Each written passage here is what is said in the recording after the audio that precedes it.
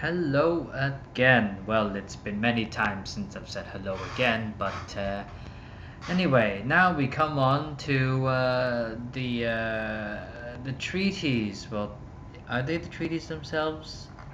Well, some of them anyway. So it's general going into this topic. So last time we talked about the intro to the interwar years. So now we focus on what happened at the conference and a little bit after the conference. So you have the five main powers: the USA, Britain, France, Italy, and Japan, who were on the winning side, and temporary walkout by Italy because they weren't guaranteed some certain parts of German-held territory.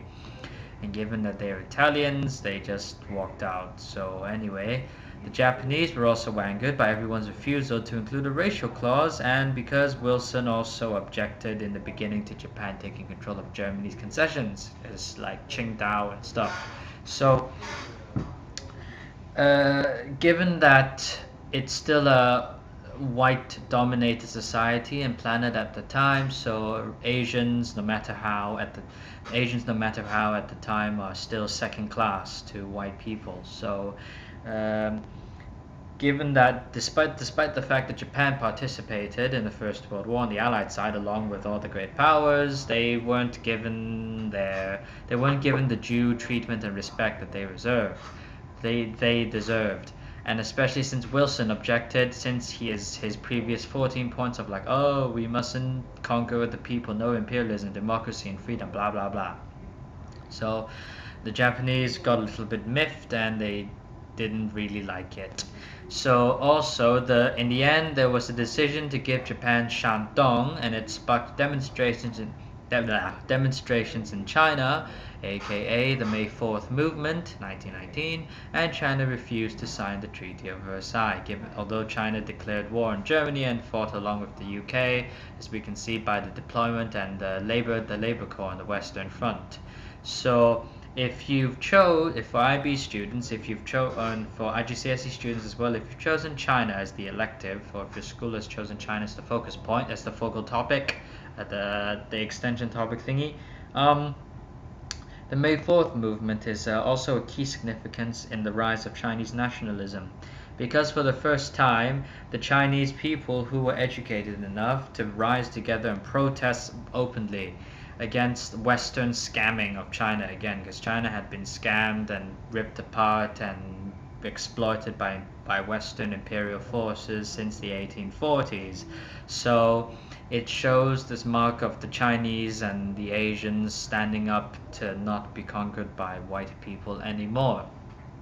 Anyway, next, the final decision for Germany represented a compromise between Wilson's emphasis on ensuring that Germany was stable and Clemenceau's request that Germany be wrecked permanently. Unfortunately, it was a pretty bad compromise. It was a compromise that did not allow for an effective recovery of the German economy, but at the same time it was so harsh that it kind of crippled the effect. It's like it's like a chicken and egg question. It's like an endless cycle. The compromise ended up crippling Germany to the extent that they could not pay back their reparations, nor recover in such a way that allowed for future stable relationships with other countries. And given that it's understandable, because the French had been pounded by the Germans 2 times already, it's still kind of crappy to know that Germany was basically it's like shooting some guy in the foot and asking him to walk 1,000 miles to show that he is loyal to you or something.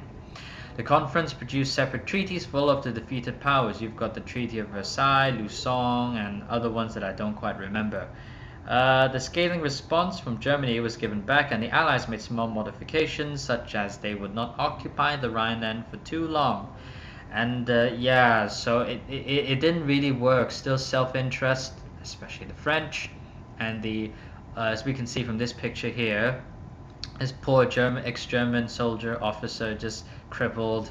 Well, not crippled, he's lost a leg and he's just begging for his money. Germany was pretty crap after the First World War. To the Allies, they said it was thought that they brought about world peace.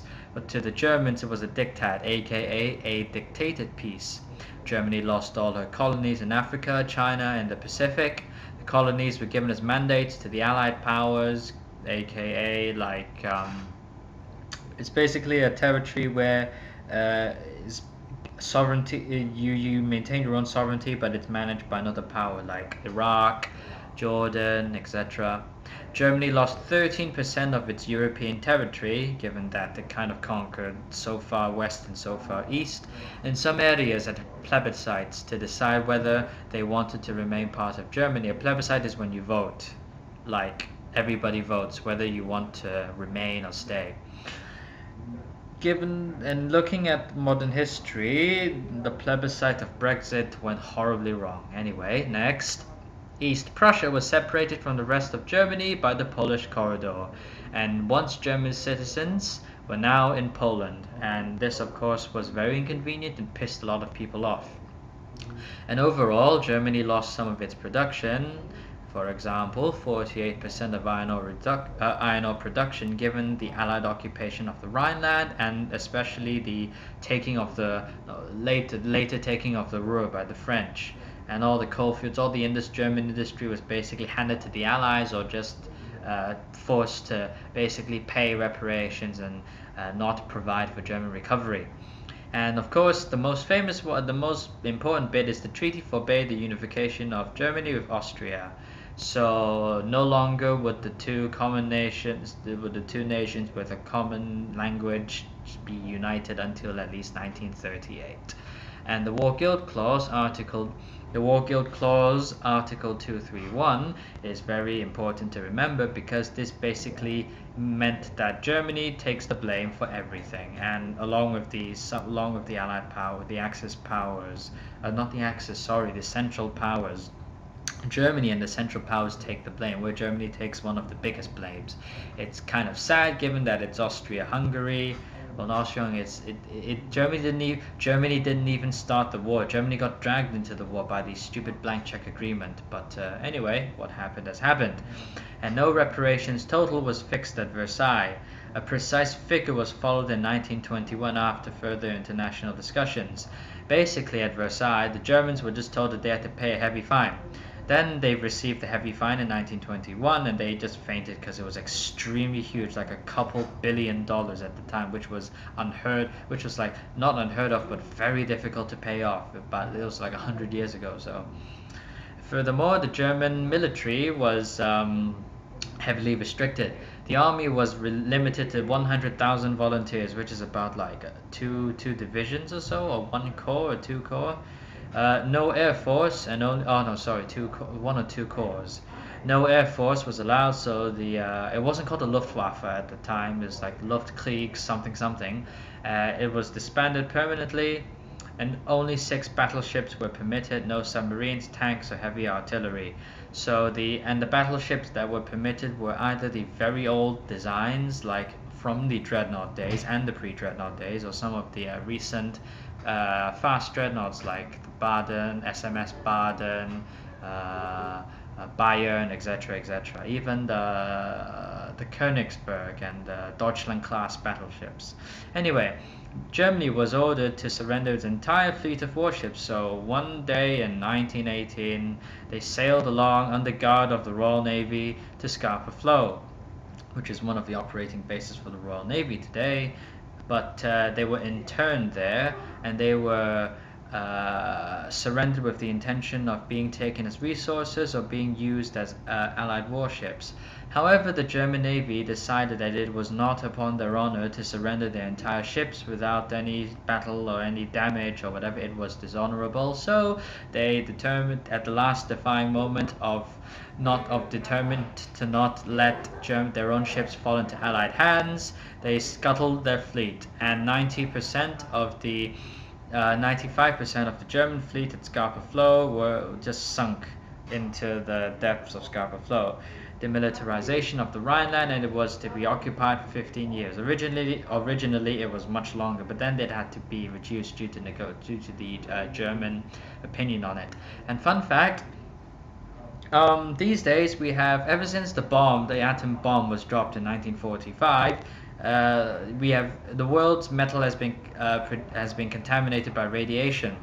And for some instruments in today's, for example, medical fields, you need to have metal that is not contaminated with radiation to provide accurate readings, like Geiger counters, etc.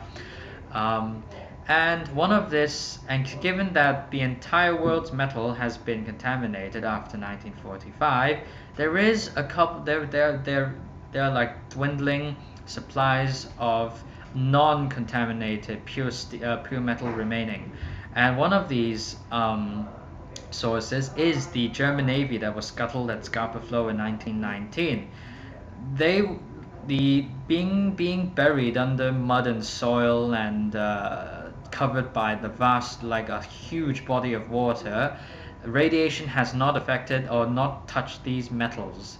So think of it, German battleships are being used pre-war. World War I German battleships are now the source of non-radiation contaminated metal for like precise and sensitive medical instruments. So this is a trivia you can think about to brighten up your day. Anyway, thanks for listening, and I think we'll go on to the next video. It's bloody noisy outside, I'm sorry. I'll see you guys in the next video. So thank you for subscribing and watching and listening, and I'll see you guys in the next video. Bye bye.